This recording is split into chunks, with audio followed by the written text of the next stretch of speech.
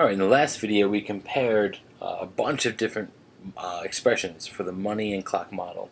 Here we look at one string, and what I hope we'll realize as we finish up, this is a much quicker video, we'll realize that both models are useful. Sometimes, depending on the equation we have, one will be more useful than another. And we should also remember that as nice as these models are, they're just a part of our intuition about fractions. We don't need to get lost in them. We should always look for anything we can to understand the problem that we have at hand. So for each of these expressions here, 4 so far, I'll put one more on. Let's just think about, let's use all of the tools we have at our disposal in terms of intuition. No blind algorithms here, but our understanding. So in the first one we have 4/5 minus 3/4. What are we going to do?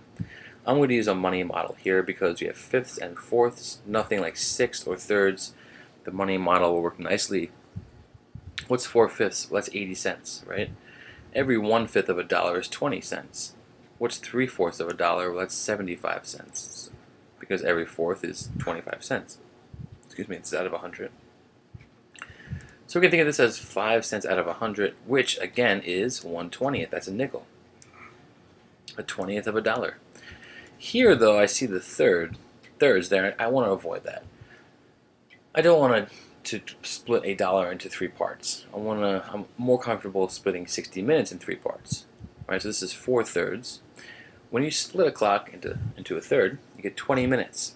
Here we have 4/3, so it's like 4 groups of 20 minutes. That's 80 minutes.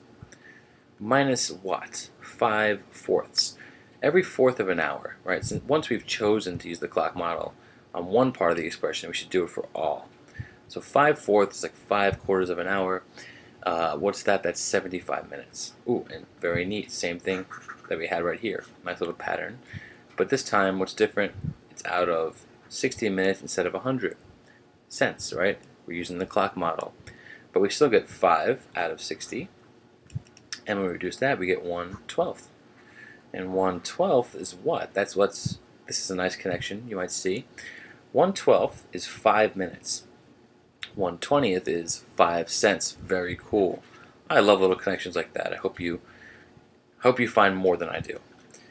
Here, again, take a step back. Don't rush into the model. What do we have here? We have a half minus 2/4. Well, 2/4 is a half as well.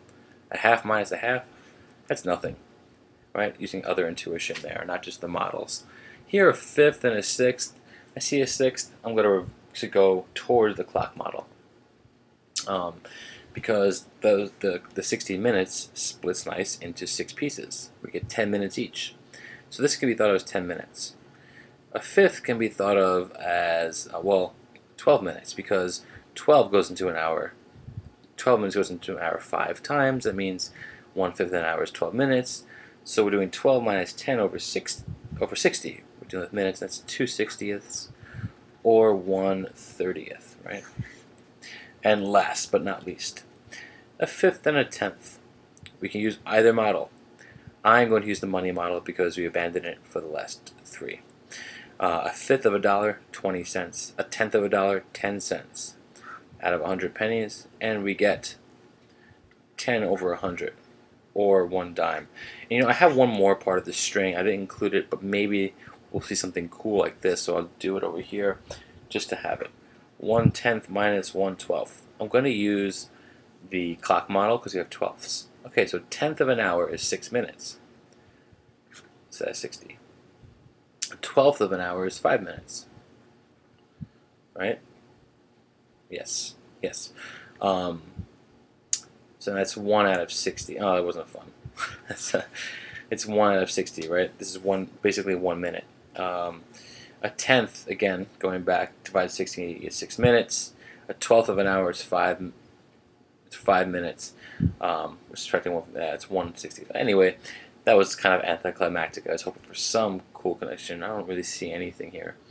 But, well, no. Yeah, because 1/10 over here is 10 cents. But here 1/60th is just a minute. Oh well. Anyway, the point is, when you see an expression, try and incorporate the clock model and the money model into your toolbox so that you have a great sense as to what's actually happening with these problems. Thanks.